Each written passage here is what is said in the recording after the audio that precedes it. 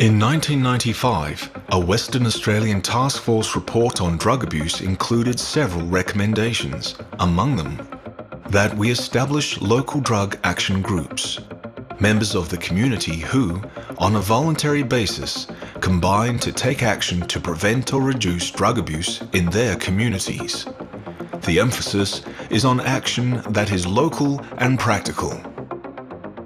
The vital component was to work from within the community, to effect support and change as cultural peers at a grassroots level. In May 1996, the Western Australian Drug Abuse Strategy Office established local drug action groups, supported by workshops and resource kits as part of a comprehensive plan to counter drug abuse. The first local drug action group was established on May 27, 1996 in Mandurah. Within 6 months, there were 10 more active groups across the state. By March 2000, some 70 groups had been established. In the 20 years since, as many as 86 groups have been in operation at any one time. Service clubs such as Rotary and Lions greatly helped establish the majority of these groups, and in many instances provided the local drug action groups with core membership. By 1998, just 2 years after inception, this rapid growth led to the organisation taking its own identity and corporate governance. So it was about community members volunteering to take action to reduce the harms of drug and alcohol at a local level. I think a lot of people identified back then that government couldn't come up with the solutions. They needed community help and assistance. So local drug action groups made sense.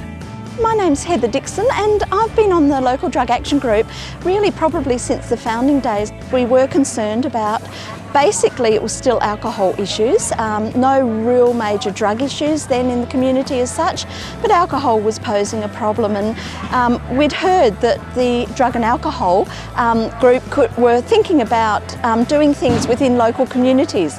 Admittedly, I didn't know much about it then, and it was just about seeing, what members of our community were interested in being involved.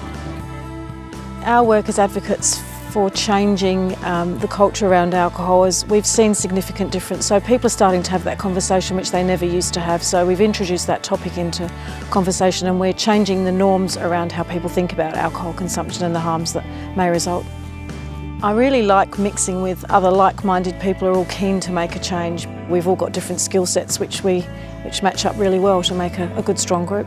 We obviously have much more power as a group than we may do on our own.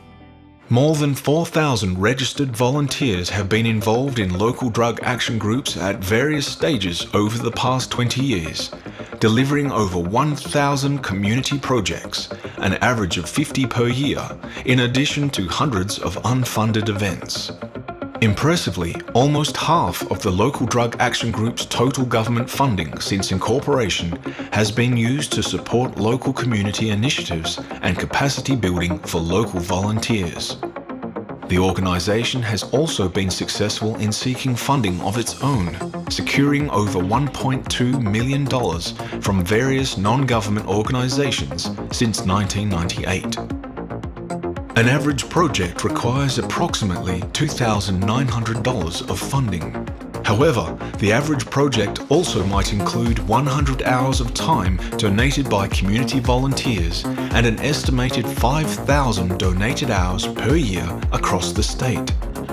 Even at a conservative $20 per hour, this contribution from the WA community already stands at an equivalent of $2 million.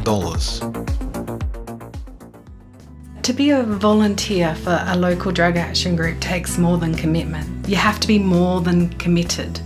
You have to be resourceful, you have to be innovative, you have to be creative.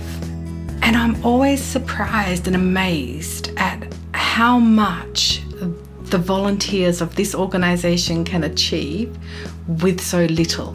And I would challenge any other organisation to show that they are doing what we do with such little resource.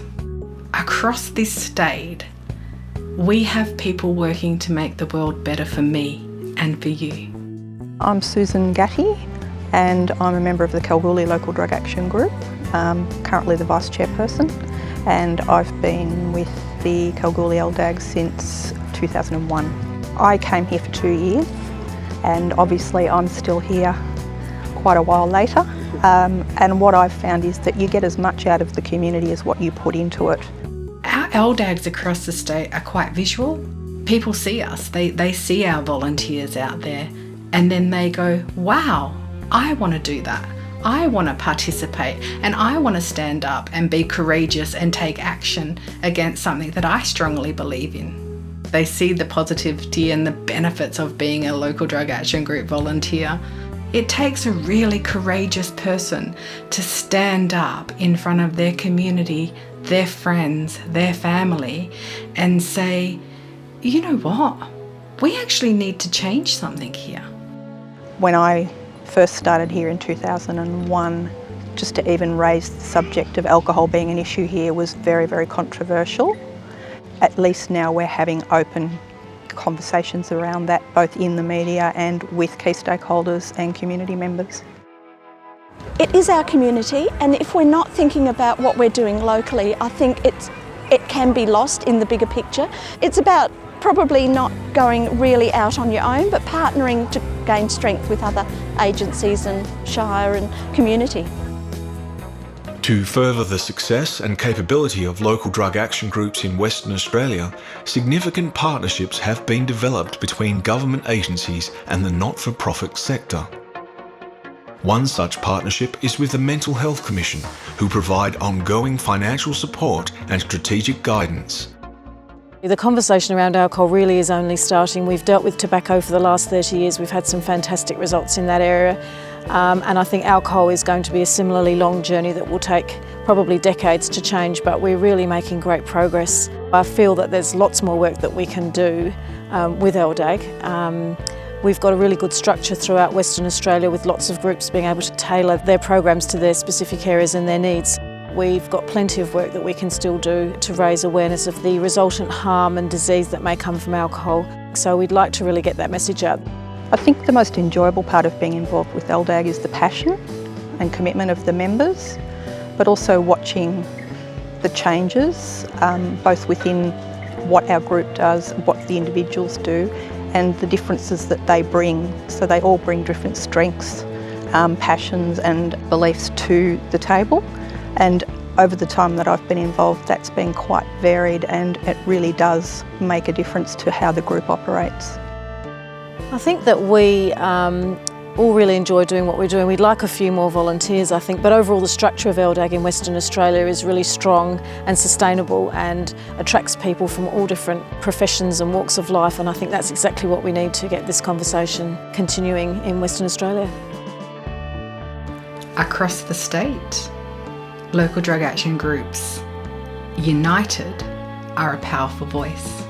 How do we celebrate them? How do we get to celebrate all our volunteers? There's so many of them, we can't thank them all individually. I'd like to think the day that we no longer have to exist, that our volunteers sit back and they go, job well done. It was hard work, but it was a job well done.